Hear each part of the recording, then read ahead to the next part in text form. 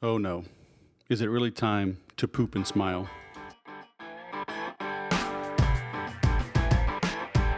Welcome to the Sales Podcast. I'm Wes Schaefer, the Sales Whisperer, your host. This is where ordinary entrepreneurs come for inspiration and education to do whatever it takes for as long as it takes until the job gets done. Look, when I made the leap from corporate America to running my own business, I had a wife, 5 kids, a mortgage, and they all wanted to eat and sleep in warm beds. I didn't have the luxury of hitting rock bottom while I found myself on my buddy's couch or in somebody's basement or going back home. Oh no. I had to put food on the table, a lot of food on the table, every single day, every week, every month. This is the no hype, cut to the chase material, ideas, and training I wish I had when I started down my entrepreneurial journey. This is one of the premier sales, marketing, and entrepreneurial programs available, and it's free. Make sure to stay up to date on everything I'm working on, along with additional content I don't have time to share on the podcast, by signing up for the Weekly Whisper at weeklywhisper.com. If you're curious about where to start when it comes to taking control of your sales and marketing is just selling in print, you can get my sales agenda to use in your everyday sales life at thesalesagenda.com. Finally, get the on-demand help you need to grow your sales at 30daysalesgrowth.com. Enter the promo code podcast to save a few bucks on your order. If you have any questions on ways I might be able to help you here with my team at The Sales Whisperer, feel free to email me, wes@thesaleswhisperer.com. That is my actual email address. Now on to the show. Jennifer Murphy, CEO and founder of Go Girl Worldwide, Inc. I'm glad I wrote that down. And YouTube sensation, TV personality. I bet because you made the allusion to the Murphy side of drinking that you're pretty good at taking shots of whiskey. Welcome to the Sales Podcast. How are you? It's good to be here. I'm great. Thanks. Thanks for letting me stalk you online. And now I'm telling everybody that Jennifer checked me out and gave me 2 thumbs up. And that's how you came to be on the show. That's the truth, isn't it? Can you verify that, please? I verify that. I get hit up here and there for different press opportunities. And I'm pretty busy. But when I looked at what you're doing and just learned more about why you're doing it, I really was impressed, and you seem like a lot of fun too. You know how to put down a beer, so I was like, all right, let's do this. Let's do this. So for people that may not know who you are, would you mind taking a minute or two? I gave kind of this whirlwind, broad brush intro to you. But what is Go Girl Worldwide? Who is Jennifer Murphy? What the heck are you up to? Well, I'm from a big family in Oregon. I'm second to the oldest of 12 kids. Woo! Hey, I got 7. All right, that's a lot. But 12, we have you beat. That's 6 girls, 6 boys, double the Brady Bunch. So you're the second of 12. Second of 12. Goodness gracious. I've changed a lot of diapers in my day, but had a lot of fun growing up. And I love my big family. And I feel like ever since I was little, I had this leadership quality that was just ingrained in me. Right. And I was always a leader to my siblings, and even in school, and I was homeschooled for part of my years, I would form little groups like a sticker club or a little singing group or anything, it's just part of my nature. Right. I'm also a performer. I've always loved to put on little skits or tell jokes and make people laugh. And I get that from my dad. And so what I do now in my life, I feel like a lot of it is really a lot of those qualities I developed and had as a kid. And so a lot of what I put out there is trying to help other people find their inner child, right. Just really connect with your happiness and what your passion and purpose is in life. And so I've combined my business background with my entertainment background, and it's all come together for my corporation, which is Go Girl Worldwide. It's to empower girls and women to realize their full potential in life. Right. And I also have a nonprofit I'm developing and getting ready to launch, a Go Girl New Start program for a woman who's gone through maybe a hard time or a crisis that just needs a new start in life. And then my biggest goal, my number one, my 2-word mission statement in life is ignite joy. And so I went through a course by Kevin McCarthy. He's an awesome author. And I took his actual course with him live. And my mission was 2 words, ignite joy. And once I connected with that, I always stay true to that. I'm always centered from there. And so I love making my funny YouTube videos. I love making anything, any kind of content that's going to spread a smile and ignite joy in others. So that's a little bit about me in a nutshell. Woo. That's a big nutshell. Yeah, it's a big nutshell. It's a big nut to crack, but if you can crack it, there's some pretty good stuff. I've been checking out your videos. I want to get into that. I'm talking about a lot of them about marketing and whatnot. I wanted to start, though. I mean, you were a beauty pageant contestant, right? I was. And so I know some people might say, oh, well, I always try to poke holes in what my listeners might use as an excuse, right? Oh, well, she's tall and beautiful, and she got famous from a beauty pageant, so that's her leg up in life. And so that's not me, so I'm going to go back to drinking my beer and watching TV. And so while I know that probably helped in a lot of ways, would you say it also has hurt in some ways? Because I know a lot of times women won't get the same treatment or the same respect. Okay, you're cute, you've got a foot in the door, but you know what? We want to look at you but not hear you. So would you say, have you had to overcome some of that? And if so, how have you overcome that? I think, doing the beauty pageant system really taught me a lot, and I gained a lot from that. And something I gained from that was confidence and just putting my fear aside and going for it, to perform a talent in front of thousands of people on stage, to perform live on NBC and, be in an evening gown or a swimsuit. It really puts you out there, and then you don't see the behind the scenes of when you're interviewing with the judges. You have to be up on your politics. You have to know what it is you're doing with your life and why, and they put you on the spot. And so that gave me a lot of confidence entering the serious work world. And so maybe at times they would say, oh, she's just, a beauty queen, or she's a pretty girl, she's the blonde.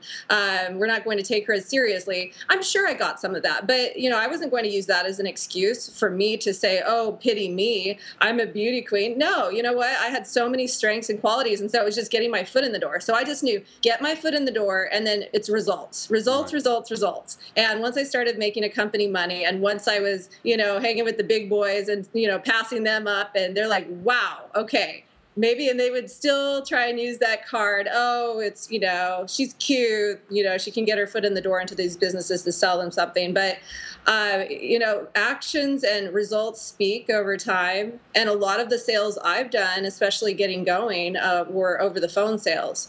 Right. And so that was a good example. I always refer to that. And I say, for 3 years, I was top sales person and the youngest in a whole region with a Fortune 50 company. And so strictly over the phone. So, it's just all in how you spin it, and we all can use excuses, but you just got to put those aside. Yeah. So after college, or when were you competing? Was it in college or right after college? I started competing when I was 19. I was in youth group when I was 17, 18, and at the church. And this woman came in and she spoke, and she was Miss Oregon. And she was so composed, and she had a suit on, and she was just dynamic and incredible. And she had been first runner-up at Miss America. And I thought right then, I was like, I want to become Miss Oregon. I want to be like her. She's incredible. And so it took me a few tries, and I took breaks in between. I was working full time. I started working at 17 in sales right out of high school. And so kind of started working, and then started taking college classes on the side of work full time, and then winning a couple of beauty pageants. I was given scholarship money through that. And being in a big family, you kind of have to just pay your own way. And so I would just take courses as I went in the different areas that applied to what I was interested in or doing at the time. So I did a lot of marketing training, business management, some fun stuff, drama, and continued taking college classes throughout my early 20s. But I kept getting promotions. I kept getting a job offer from a bigger, better company. I was in a management position by the time I was 22, managing people twice my age, but they respected me because I was right there with them, never asking them to do anything I wouldn't do. And I was humble, but had that confidence. Right. So, because that's what I wanted to get to was, when did you enter the workforce? Because, I mean, the whole beauty pageant thing, I mean, it doesn't last forever, right? But it seems like you got right into business, or you were in business all along the way, right? So was it an easy transition, or you just kept going? been in business since I was 5. I used to make little things to sell door to door, and I mean, my father is such a wonderful example and an entrepreneur. I used to have my own tool belt. I would go to work with him on job sites, and I keep track in a little journal of my hours, and he would pay me for my time. And, so I was always working. When I was 13, I did construction site cleanup at one of my dad's where he was doing electrical. And so I'd ride up on my bike and I'd do the construction site cleanup, make it all nice, and then they'd pay me for that. I always found ways to make money growing up. And then when I was 17, started working full time. So the beauty pageant stuff was really a hobby on the side. That's something where I think some people let it take over and that becomes their career. That's where I think it's out of balance. Come on, that's not reality. And for me, it was when I could, I would, get ready to compete in a pageant. It was fun. I would take some voice lessons, a little dance if I had time. I even made my own dress when I actually became Miss Oregon. I had made my dress for about $100, but it was beautiful. And I wore that same dress to Miss USA. And all the other girls, can you believe Miss Oregon made her own dress? Oh my gosh, that's like so country. And because the gowns are thousands and thousands of dollars with gowns. But, I'm like, no, I like my dress. I love it. That's and awesome. I wasn't going to let the pageant take things out. I was driven and I was too busy with work. And that stuff would get old. You can only, do the elbow, wrist, flip the hair so often. Hey, let's stop the video and see. I think we're still getting some bandwidth issues. Let's see if that cleans it up. Okay. Okay. 'Cause the video can eat up a lot of bandwidth. Okay. So now you're in business. How did you end up on The Apprentice? I watched one of your videos. And obviously Trump is involved in the pageants. He gave you his card.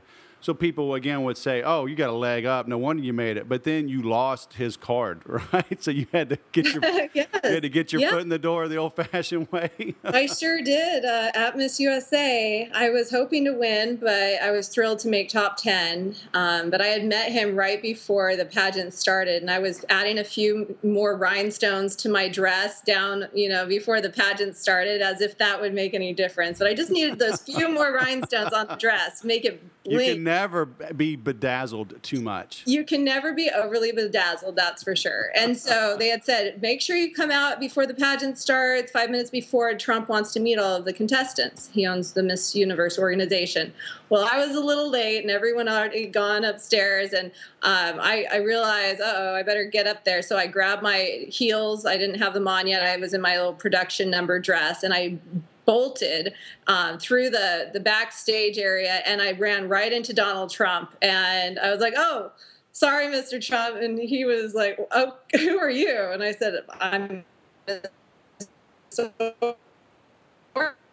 Oregon, but I'm late for a pageant. I got to go. And so I took off. He's laughing, and I could tell it made quite the impression on him and his security guys there. And then he was in the first or second row, and I saw him kind of keeping an eye on me throughout the pageant. And, he loves blondes, and I'm definitely, some people might say I'm his type or whatever. And it was funny because right when the pageant was over, he came right to me on stage first, and he said, you were my choice. I would have selected you for the winner, but I can't get into that. I have to stay neutral. And I said, well, I'm glad I didn't win because I've always loved The Apprentice. It's my favorite show, and I would love to be on that. And so maybe it's good that this worked out. And so he said, absolutely, here's my card. You would be outstanding. And he said, give me a call and I'll get you, I'll make sure something happens. Well, I lost this card, as you mentioned, total blonde moment, and don't know how that happened. Everyone's like, seriously, Jen? And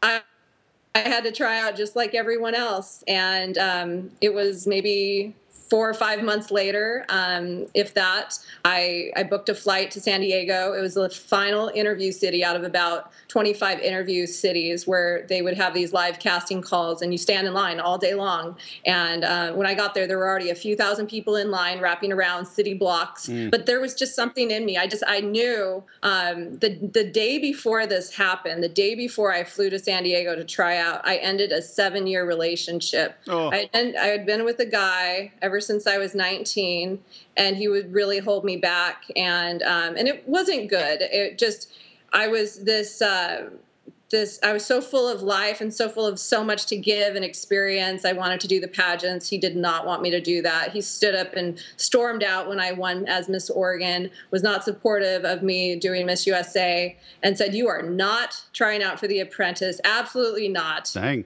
And can you hear me okay? Yeah. No, I'm saying that's rough. That dude putting up with that, okay. Giving you that grief. Yeah. And, there were others. These are just a few. Yeah, those are just a few examples. I really cared about him. There were other things, though, that weren't good. It was, verbally abusive at times, things like that. And finally, one day I was like, I deserve to be happy. I do nothing to, make anyone else unhappy. And this is my only one life to live. And if I don't go for this, then who knows what'll ever happen. And so I ended the relationship that night, got on a plane the next morning. I said, I am doing it. And I get on the plane and I'm sitting next to this little old lady who had just gone paragliding the day before. And she was so cool. And I was like, okay, this is awesome right now. This is where I'm supposed to be. So I'm standing in line and people are coming up to me saying, "We have a good feeling about you. You just seem like, I don't know, there's something, you're going to get on the show." And so all day, standing in line, I get to the main casting table, and there's 12 of us at the table as they interview us. They say, "Okay, to give you a couple of debate points, and we want you to just debate and go at it and go after each other, and we want to see what you have to say about these things." And so I tried to really, right, and it was interesting, a couple of the topics they gave us, but I knew to just be outgoing and just, go for it, try and stand out. So he pulls out my paperwork and he says, "Okay, so Miss Oregon, huh? Beauty queen, huh?" And I go, "Oh yeah, but I'm a beauty queen with a brain." And so I just totally milked the whole beauty queen thing. Right. And so I did this. He goes, "Well, how does a beauty queen win a pageant?" And so I stood up and I showed everyone how to do the little, like I showed you the elbow, wrist, flip the hair, and the little turn and all this stuff. And so, but I was kind of being goofy. And so I think my personality came through, and he liked that, and looked at the rest of my paperwork and saw that I was successful and doing a lot of things in real estate and in sales and marketing for a big company. So later that night, I'm at a restaurant with the 5 or 6 people I had been in line with all day. Hey, go and my ahead. phone rings, and they had said, "We will only call the people that we're interested in. That might only be 1 or 2 people." So when my phone rang, it was the most exciting moment, and it was Scott Salyers, the head casting director for The Apprentice, and he said, "Jennifer, you are our favorite of the day. You have a very good chance of getting on the show, but there's still a lot more that will happen. So listen close." And there were a lot of rounds of competition just to get on the show. Right. And it's amazing what you have to do, all of the steps, and I could write a book just about that. You probably should. Maybe. Hey, it's still getting choppy, so go ahead, turn your video off if you can. Sorry, I thought I had. There on Scott. I still see you. Let's see if that cleans it up a bit. So the lesson learned in all of that is save business cards when you get them from your leads, right? Yes, I save all of my business cards now. But, I still lose things from time to time. I'm just slightly absent-minded when it comes to that type of thing. And that's okay. None of us are perfect, and we all have our little things. And I'm kind of glad I lost his card, because if I had his help to get on the show, then some people might say that wasn't fair. And I'm thrilled that I was selected out of over 1.2 million candidates to get on the show. Good. And I went through the regular rounds of competition and the testing. And, now Trump did get involved when it was down to about 25 of us. Right. And they had to eliminate another 6 or 7 or 8 people get it down to 18. And so Right. he stepped in when Mark Burnett was going to say, no, she's, a beauty queen. We want people to really take this cast seriously this year. And Trump said, excuse me, no. First of all, yes, she's beautiful. Second, she's very smart. Congratulations, she's on the show. And Trump even put that quote in the New York Times. So that's something that's kind of a fun, I love that. I love that he stood up for me. Well, and people can complain all they want, but you know what? People talk about favoritism or whatever, or it's all who you know, and it's, it's like you're damn right it's who you know. But you got to meet him because of the preparation you did for years, but to even get to the stage. So it's, I tell people. Who you know is who you've chosen to know, who you choose to spend time with, or set yourself up to where you're in a position to where they'll even want to meet you. No, absolutely. Exactly. Yeah. So that's fantastic. So you're on the show, and now you've parlayed that. Talk to me about your online stuff. Why YouTube? Why video? Why kind of the silly sort of slapstick versus more serious? I mean, can you walk us through that kind of iteration and evolution? Sure. Well, and when you were saying it, some people say, well, it's who you know, and yes, it's who you know. Well, something about YouTube that's interesting is that's where it's really not who you know. That's where it's just really about being something or someone or having a message that people do want to hear, see, or watch. And that's where just the little guy, in the sticks can stand out and can create a following because they have something that people want to see. And that's something I love about YouTube and the internet and social media. It's very transparent. Authenticity shines through, and individuals can really create a big an empire for themselves online just by starting with content that they develop themselves or with help of others. When I was in LA, there were so many hoops to jump through and so many other people that you're trying to rely on, or, you're hoping that casting director liked you for that role. And once you get through, let's say you're selected for a TV show or a film, well, then that was great, but what about your next gig? Are you going to get it? Is that pilot that you were cast for, that you nailed that audition and they chose you, is that pilot going to get picked up? Right. So few do. And so there's just so many variables. But when it comes to YouTube, it's really, you have so much more control and you're just talking directly to your audience. And I love that. You're the boss. And so I started developing content for Go Girl and putting on motivational seminars. This is after I had moved to LA and gone through some ups and downs. I went through a really tough time after some, my successes, and I'm glad I did that. I'm glad I had to really, hit rock bottom at one point and dig myself back up and get my smile back, because it gave me this empathy and a real drive for helping others do that as well, helping others smile, igniting joy in others. And so I started Go Girl and was really enjoying it, and women loved it, girls loved it. They'd come to my seminars and they'd hear my audio tapes, or I have a book and, different things. But like you said, it was a little more serious at first. And I always loved comedy. My acting coaches said, Jen, do comedy. You're really good at it, and you would stand out. And then once you do that, you can break into other areas. Well, I had kind of forgotten about that, and I moved to Indiana, of all places, when I was developing Go Girl in the early stages. And it's funny. It's a funny story. I moved there for a guy, and it did not work out at all. And well, you knew I was married. Just quit following me, okay? Are you in Indiana? Golly, no, but okay. I flew over it once. Okay, all right. Well, now that I know that you're ruled out, thank you. No, I knew that was something I really liked about you. I see your family, your wife and kids, and how you put them as such a priority, and I thought that was really neat. I moved there, and this guy is just not good, and I had sublet an apartment for 3 months. It's this empty apartment, and it was going to be temporary until he and I kind of got things more serious. And once I knew that wasn't going anywhere, I thought, what am I going to do in Greenwood, Indiana, out here in the middle of nowhere?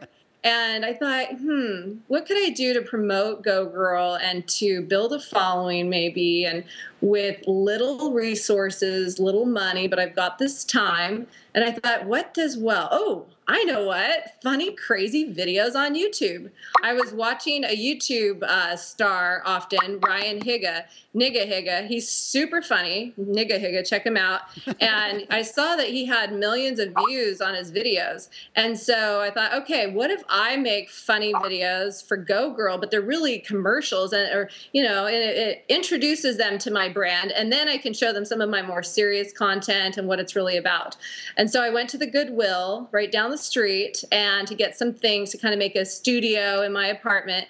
And I saw a kid's Barbie Jeep there. And that's when it all came to me. I was like, okay, people sometimes say I resemble Barbie a little bit. What if I got that Barbie Jeep and I act like it's my real car, and I film it with hidden cameras, and I go on adventures, and I call AAA, or I'll drive it to the Jeep dealership and tell them I need maybe a bigger model, or, just whatever I could do, maybe drive through McDonald's or the bank. And so I did that. I filmed for every day for a few months when I was there. I even stayed an extra month because I was just right in the middle of doing all this fun stuff. And I had all these people involved. I met so many people. How were you filming? Did you get like a real crew, or were you kind of just bootstrapping this? I was bootstrapping it at first, and then some college kids that were they were in the, one was a digital filmmaker and another was a videographer.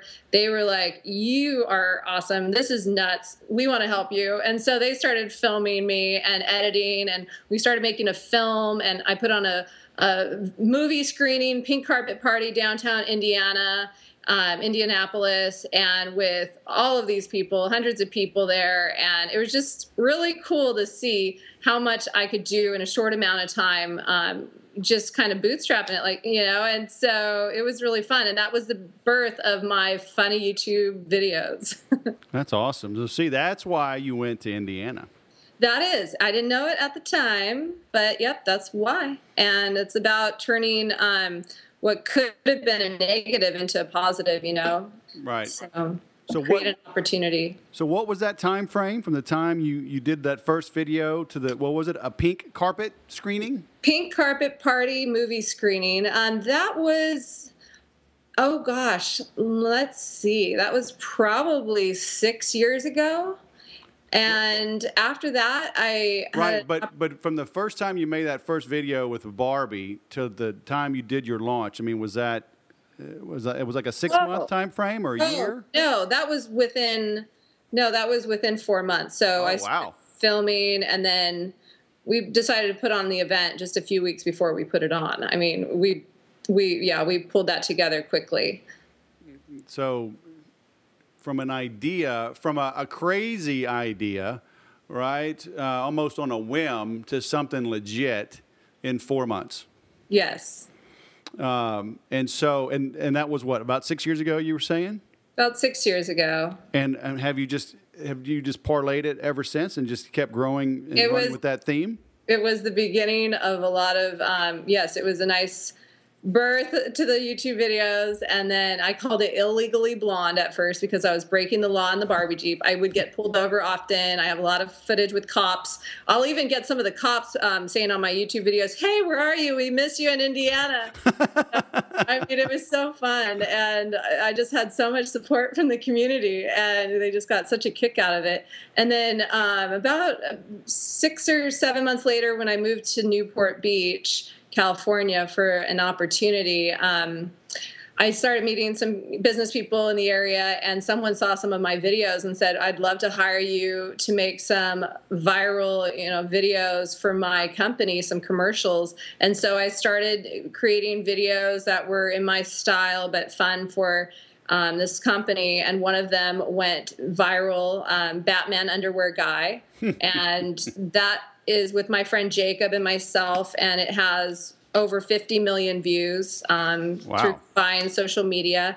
And so that was really fun. And then, and then I've been developing a lot of content through the last several years. And now I have some real companies coming to me wanting me to do ad campaigns, and just did a video commercial for Dollar Tampon Company, which is like Dollar Shave Club. So that exploded online. So Dollar Tampon Company, we just released our first video, and we have some other really fun ones in the works. And it's a great company, brand new company, incredible concept that is awesome for any woman or a guy that wants to get it for his gal because he's tired of having to go to the grocery store to get her tampons.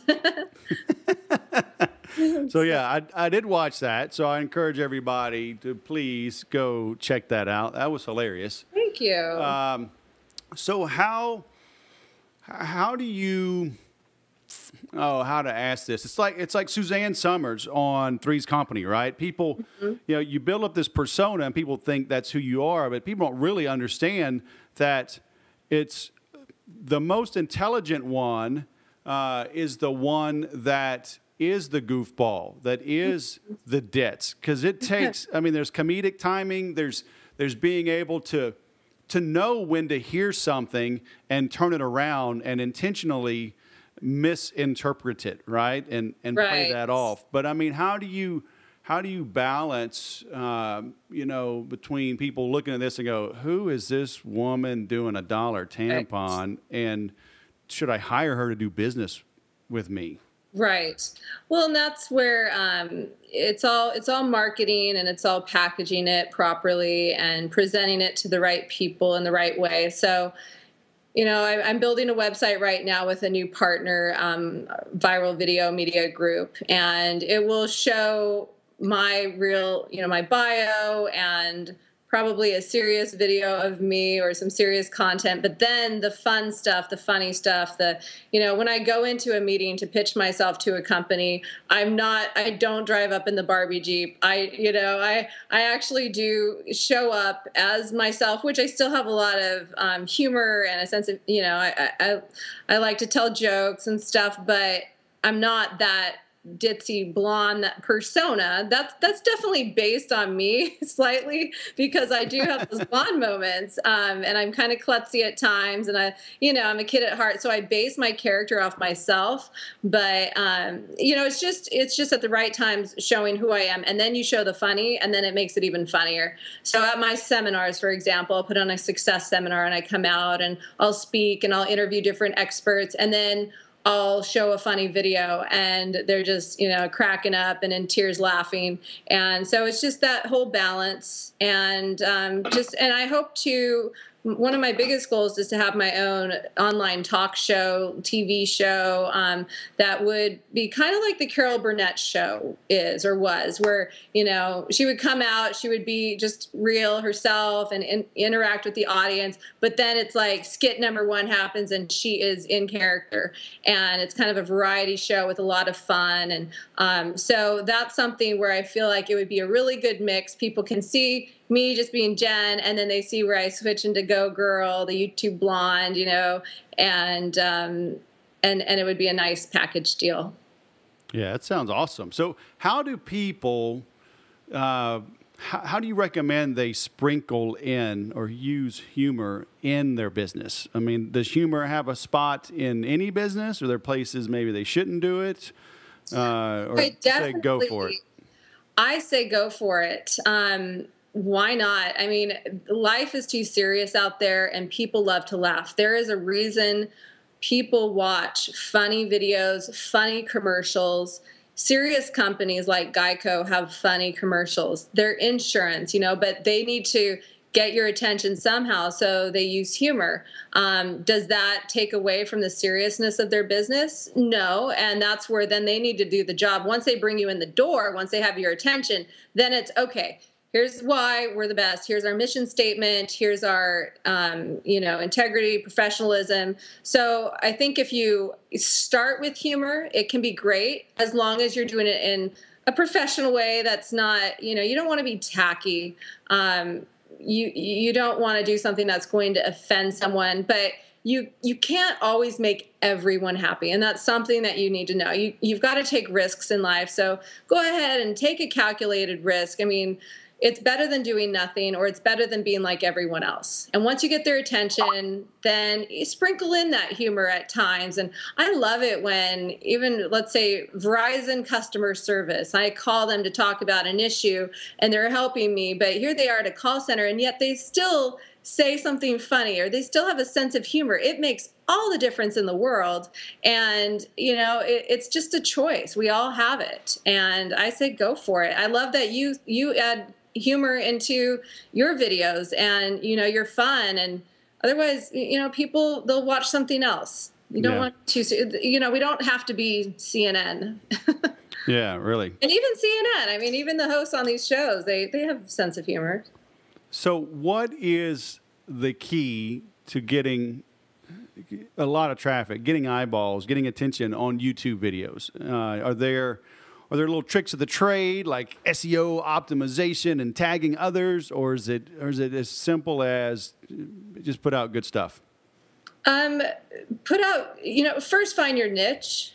You need to find that niche, and you need to be consistent with the content that you're putting out there. Now, I have a few different niches, so I'll have my Go Girl, more empowering stuff, and so I'll put that only on my Go Girl outlets. But my funny YouTube blonde stuff, I know unless it's really funny, really just goofy and, hilarious and short and fun, I want them to know that that's what they're going to get every time they come back to my channel. And so they're going to want to subscribe. They're going to want to know, what is Jen going to do next? If I'm putting that stuff out there and then all of a sudden I come in with a serious video or technology video or something that's not, in that niche, it's like they're watching a TV channel and then that channel brings on Sesame Street, and they're trying to watch their drama shows. It's so being consistent with your niche, and then being authentic. I think whether you're being funny or serious or anything in between, just being authentic to yourself and to your message, that really comes through. And then when you put a video out there, shorter is always better if you can. People tend to watch less than 70% of a video. And so short and sweet, I try and keep my edits quick. And then once you put it out there, you can definitely tag it with the right, things that are, don't try and trick Google. Google finds a way around that. So really tag it with things that are true to what that content is. And then put it on any other outlet you can. I always upload my videos to Facebook, and I'll do sometimes a boosted post on Facebook on my YouTube Blonde Facebook account, because it can act as a business account. So I go in there, and even just for like $20, you can get 30,000 people to see that within a day that might not have seen it because it pops up on their timeline.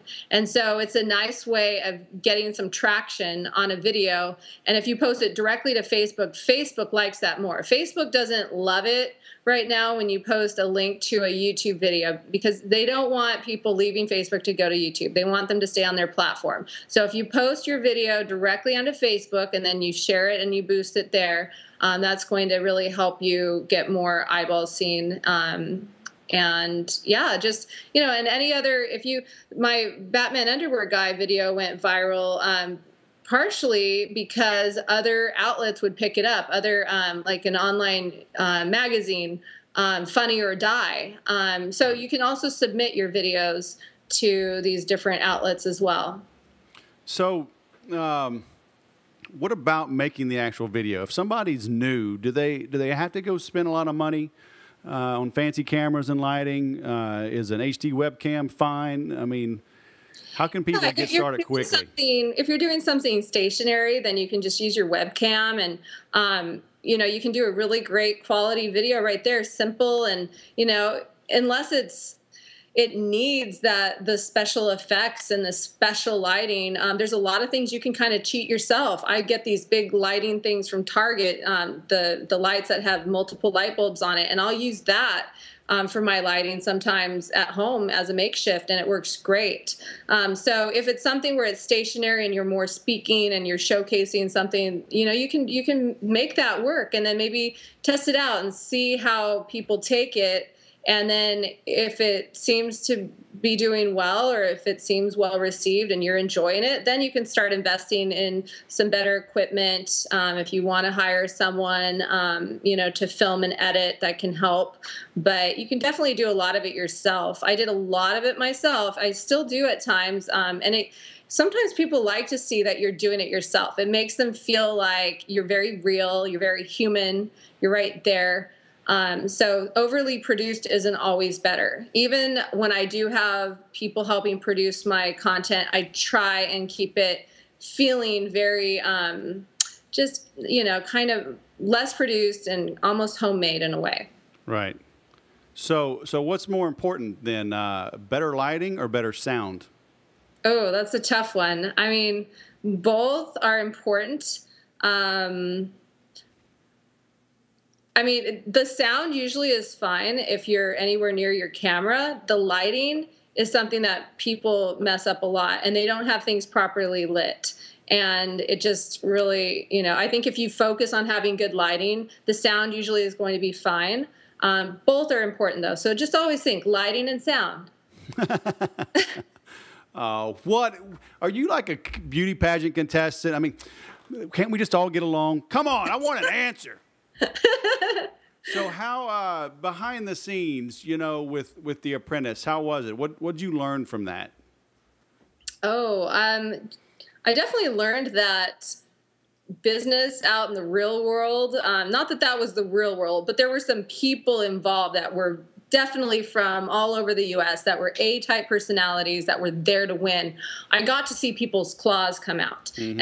And I was like, okay, this is not all, this is not all soft and fuzzy and pretty like in Oregon, where everyone's so nice to each other. And I'd always been in really good companies, and I had great sales reps, and it was tough. They had told me to grow some thick skin before flying to New York because I was going to need it. Right. And it's like, oh, I'll be fine. I won't take it personally.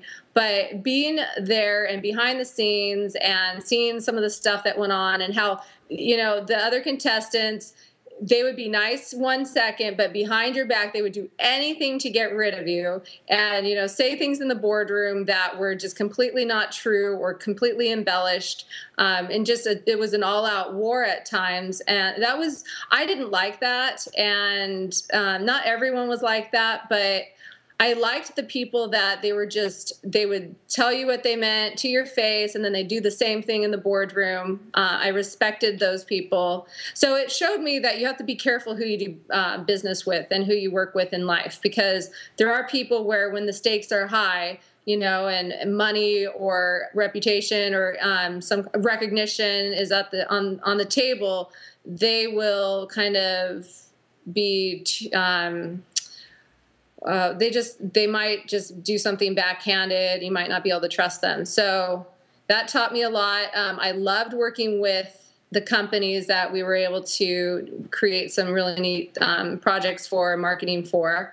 So that was really neat. And then working with Trump was awesome. And he's such a character and just really larger than life. And, so that was really special. Definitely some memories that I'll cherish forever. So you kind of answered it, but I want to kind of clarify when you're dealing with, for lack of a better term, buttheads. Do you stoop to their level to win, or do you say, you know what, I'm not going to even play this game, and pick up your marbles and go somewhere else? I never try and be like someone else. I just would try and speak from my heart. I would stand up for myself, and if someone would try and create something or say something that wasn't true, I would just say, that is not true. This is what happened. I got a little aggressive at times because it made me mad. Right. And so I'm glad that I always said what was on my mind. I didn't just sit there and take it. So that helped me kind of, I think, grow as a person. And I never, I wouldn't go, oh, well, they're putting me down, so I'm going to create something about them. No, I don't think like that. There was one gal that was trying to get me fired, and and I thought she should have been fired for legit reasons. And so I told Trump what those reasons were, and he ended up firing her. And she was really upset with me for a while, didn't invite me to her wedding at first, invited everyone else. And then I reached out and I was like, it's really nothing personal, Christy, and I really think you're a great person. And I just spoke my mind, and that was how I felt. You felt how you felt, and, one of us had to go. And I'm sorry if you hold resentment, and I hope you have a wonderful wedding. Well, she said, I'm really sorry. You're invited. So we made up, and actually we're friends. I probably have talked to her more than any of them. So sometimes conflict can actually bring you closer together if you can just get through it. Right. Yeah, everybody, there are such things as good stress, right? Yeah. And I like the old school playground. Some of my best buds, even to this day, are dudes that I scrapped with, even all the way into college. That's awesome. Yeah. Gotten some knockdown drag-outs, but there's no proof of it. So if you're listening to this, you can't prove it. Maybe I was drinking too much of that big PBR, and it just kind of came out. All right, so this has been fantastic. Give us, some parting words of wisdom. I mean, thinking through some salespeople here, maybe some corporate America sales types, because you were smiling and dialing back in the day, right? Some entrepreneurs listening to this, small business owners. What's parting words of wisdom you want them to take away? Well, you said smiling and dialing, and that was something I learned in sales training early on. Always have a smile even when you're on the phone. People hear that, they feel it. Have enthusiasm. Enthusiasm is contagious. Love what you're selling. Know that you can stand behind it. If you don't love what you're selling, you need to be selling something else. Know that you're going to be helping people. If you have something of value to offer, you're just trying to help people. And so just, know that and have confidence in that. Definitely, be a listener and ask the right questions. In selling, you're really just trying to find where their pain is. You're trying to find where their need is and where you can help with that, if you can. And you can't always. And when you can't, acknowledge that and don't try and shove a square peg down a round hole. Right. So, just feel that confidence that each day you're helping people, and let's see who it is you're going to be helping that day. And I really think that comes through. And then I love giving people options. So, if the option is yes or no, they want to buy or not buy, then you've got a 50-50 chance that they're going to say no. And if you say, well, would you like package A or package B? What do you think's a better fit? I just always love to create packages for people, and then always give them added value. So, just let them feel special. Everyone wants to feel like they're getting a deal. They're getting the best deal, and you're going the extra mile because they're your favorite customer. Just make them feel special like that. And then I guess one final thing is have your own brand. So even if you're working for a company or you're selling a certain product or service, have your own personal brand. Find out what your personal mission is in life, what your own personal mission statement is. I recommend, The On Purpose Person by Kevin McCarthy. Whittle it down to those 2 words. And if you know that, and then you kind of just... It gives you some extra pizzazz, and it's fun. Sometimes people will ask you, well, what are you all about? And if you are able to answer that question, they love that. Or sometimes you can just share that with people and, create your own website for just you. Create, maybe a logo for yourself. Why not? Right. I do a lot of superhero training. I feel like we all have a superhero inside of us. I have my own superhero Go Girl action figure. I have, and you might think I'm nutty, but why not? You only live once, and, just really do as much for yourself in life to make yourself happy. The happier you are, the happier you can make other people. Very nice. So should I get a superhero sales whisperer dude, or should I be like a bobblehead sales whisperer guy? Wow, maybe a bobblehead would be pretty fun. And you've got like the beer in your hand and it kind of goes up and down. I like the way you think. All right, I'm going to have to get you off of the recording and say, all right, We're going to brainstorm the bobblehead, and we're going to release it to the public. You ready? Sounds good. All right. So where can people find you? Where should we send them?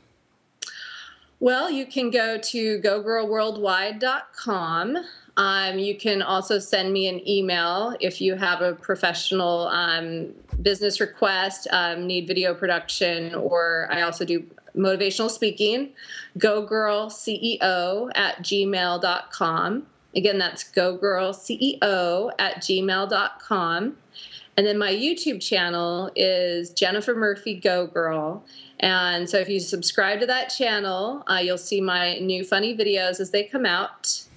And if you want to see all of my funny videos, and there are a lot of them now, it's youtubeblonde.com. So youtubeblonde.com with or without an E, in case you're blonde. There you go. I spell blonde. That's smart.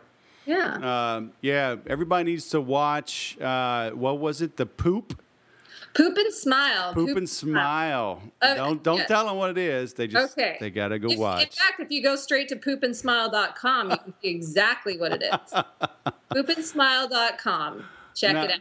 Now, you can get away with that because of your outfit and your looks, because some of the things I might have gotten beaten up with. True. And then I'm just glad you were wearing bloomers. So that's like you followed your mom's advice, right? Yeah, always I try and keep it PG. Always have clean underwear when you go out of the house. So that was good. Yes, thank you. I wear a lot of tutus and sneakers. I feel like I can be a little sexy, but I got to make sure I'm like really dorky enough so that everyone gets a kick out of it and it's not ever going to offend or intimidate. Very nice. So the Poop and Smile. Now, you need to get hired for that Poopery commercial. So you need to be the next one. I know. I saw that when that came out. I was like, oh. That should be you. Yeah. Very nice. All right. Jennifer Murphy, Go Girl Worldwide. Thanks for coming on the Sales Podcast. It was my pleasure. A lot of fun. All right. Have a great day. You too. Bye. There you have it. Smile. Make people feel special. Have your own brand. Make yourself happy. Find your niche. Be consistent. Be congruent. Be authentic. It's okay to use humor, all right? But I do believe and agree with the idea that it's like TNT, right? It's like dynamite. A little bit goes a long way. Now Jennifer is making it her brand, so that's fine. You and I are not comedians, so we may not make it our entire brand, but I do believe that using more of it will make you happier. It'll make your prospects and your clients happier and help you stand out. So be sure to check out all of the links. She mentioned quite a few, and I put them on there. Ryan Higa, the book, the link to Kevin McCarthy. Jennifer has several websites, several YouTube pages. Obviously, she's got a couple of them that are her main, but you can find her on Instagram, Twitter, but she hangs out mainly on YouTube. Show feedback and guest suggestions are always welcome. Let me know what topics you'd like me to cover and any cool guys or gals you'd like me to interview. You can hit me up at wes@thesaleswhisperer.com. And if you want some affordable, live, interactive help from me and my team twice a month, check out marketingautomationnetwork.com. Even if you don't have an email or a CRM tool running yet, there is no other place on earth where you can get direct access to my team and me to answer your questions and record the answers and give you access to those sessions. You'll get access to the entire archive of sessions going back several years. So head on over to marketingautomationnetwork.com and sign up now. Remember to subscribe to the show, write me a review in iTunes, and I will love you long time. And please tell your friends, all right? The best compliment you can give is to share your feedback with a review and telling your friends about the show. And as always, remember to sell different.